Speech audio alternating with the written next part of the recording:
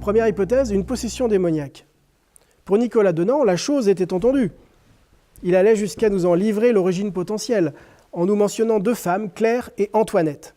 La servante de Nicolas Denand, une certaine Antoinette, retenez ce nom, car il nous resservira plus loin, qui avait depuis les faits été arrêtée pour sorcellerie, semblait avoir jeté devant témoins de terribles imprécations à l'encontre de Françoise Rubat.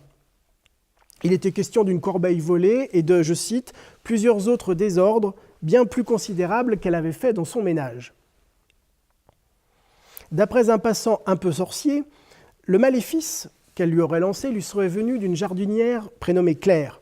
D'ailleurs, et bien qu'elle ne connût personne de ce nom, Françoise Rubat avait été vue à plusieurs reprises, la tête dans la cheminée encore, en criant « Claire, Claire !» Nous savons par ailleurs que cette personne, cette Claire, est allée se plaindre auprès du lieutenant criminel d'avoir été jetée en Saône pour vérifier sa nature de sorcière.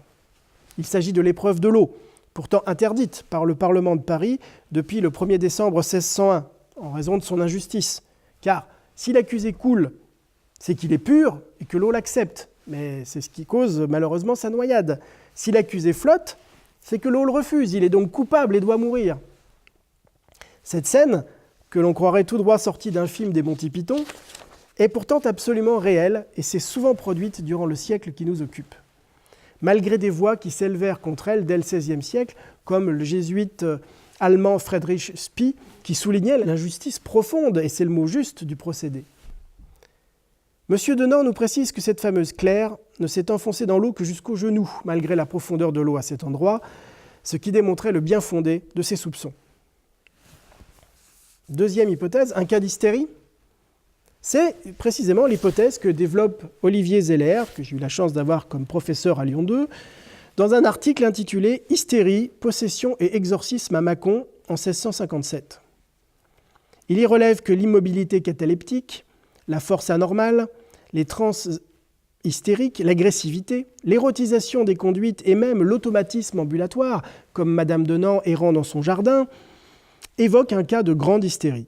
Ces derniers ont été étudiés par Jean-Martin Charcot à l'hôpital de la Salpêtrière de Paris et correspondent en effet assez bien aux symptômes que présente la femme de Nicolas Denand. Les 2 médecins qui l'ont ausculté, Bonnet et Paulet, après l'avoir torturée durant des jours avec les traitements contemporains, saignée, sangsues, ventouses, purgations, etc., dans lesquels, bizarrement, elle ne trouva aucun réconfort, conclurent à des causes surnaturelles. Il est intéressant de noter qu'à l'inverse, les 3 jésuites qui l'examinèrent trouvèrent le diagnostic de la possession démoniaque douteux, mais pas au point de s'opposer à l'exorcisme. Olivier Zeller se fait d'ailleurs l'écho de ce scepticisme, trouvant les propos prêtés à Françoise Rubat trop artificiels. Nicolas Denand veut trop prouver, affirme-t-il. Troisième possibilité, du buzz avant l'heure. Telle est l'intéressante théorie d'Alain Lequien, auteur entre autres des Nouveaux mystères de Saône-et-Loire, ouvrage dans lequel il évoque la possibilité d'une habile récupération par Nicolas Denand des troubles bien réels de son épouse. En démonisant les faits, il s'assurait ainsi que son nom et celui de son officine seraient sur toutes les bouches. Il est intéressant de noter que le livre du pasteur François Perrault, que j'ai mentionné tout à l'heure, parut justement en 1653, soit 4 ans avant la possession supposée de Françoise Rubat. On imagine dès lors que sa lecture aurait pu faire germer cette idée dans l'esprit de son mari. D'où peut-être cette volonté de trop prouver, soulevée par Olivier Zeller. Car s'il s'agissait bien de placer le nom de son officine sur toutes les bouches mâconnaises, il était important d'y mêler le diable. Une épouse malade qu'il ne parviendrait pas à guérir constituerait en effet une publicité des plus discutables pour un apothicaire. Quatrième hypothèse, le démon de l'officine.